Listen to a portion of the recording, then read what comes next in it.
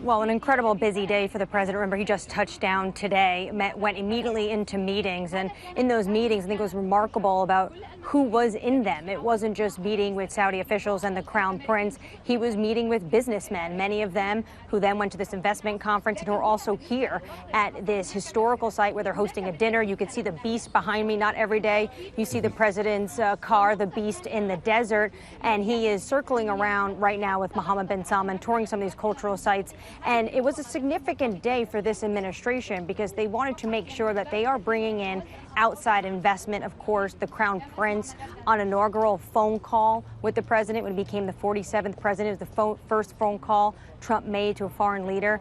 Mohammed bin Salman had promised $600 billion. That's what the statement came out with. But then he later said, we're going to try for $1 trillion. Of course, the big question is whether or not all of these deals actually come to fruition. But it is key to note that a lot of these deals are about future investments in AI, data centers, energy, and of course, we're in the Middle East. A lot of them are about defense. All right, you set it up so well. Let's just take everybody to the president a little bit earlier today about those investments when he made that address in Saudi Arabia.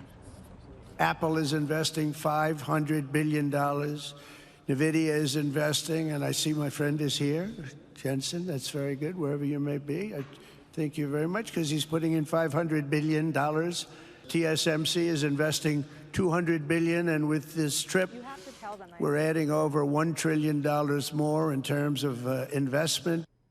All right, that, of course, was President Trump earlier, mentioning Jensen, of course, of Nvidia.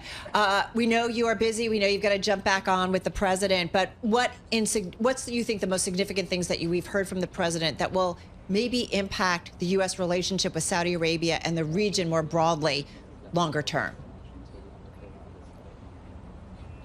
Well, I think it was a big win for capitals in the region with a lot of capital. Basically, if you are flush with a sovereign wealth fund that has a lot of money, this is a president that sees economic transaction, economic relationships primarily that he wants to carry through in these next 4 years, really doubling down on the Gulf like we saw in the first administration.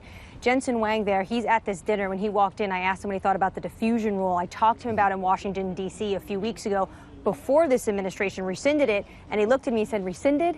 Canceled. We are hearing that they, of course, are going to get potentially those advanced high-tech chips in places like Saudi Arabia, and our colleagues have reported about maybe more than 100 million chips into United Arab Emirates. The president is headed there later in the week.